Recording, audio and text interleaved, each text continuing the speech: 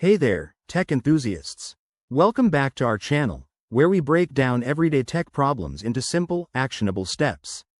Today, we're tackling a common issue: how to reset your Wally password. Whether you're locked out because you forgot it or just want to update it for better security, this guide will get you back on track in just a few minutes. Let's dive right in. First things first, make sure you have access to the email or phone number associated with your Wally account.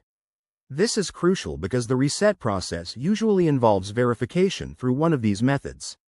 Step 1. Head over to the Wally website or open the app on your device.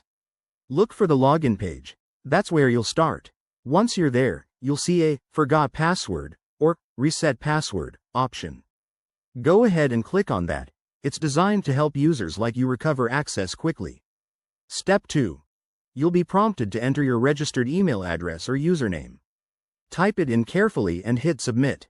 Wally's system will then send a verification code or a reset link to that email. Keep an eye on your inbox, and don't forget to check your spam folder if it doesn't show up right away. Step 3. Once you receive the email, open it and click on the reset link. This will take you to a secure page where you can create a new password. Make it strong. Mix uppercase and lowercase letters, numbers, and symbols to keep your account safe from hackers. After you've set your new password, go back to the login page and enter your credentials. Voila! You should be logged in successfully.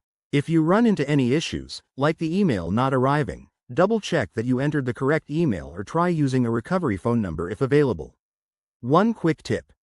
After resetting, enable two-factor authentication if Wally offers it. It's an extra layer of security that can prevent unauthorized access.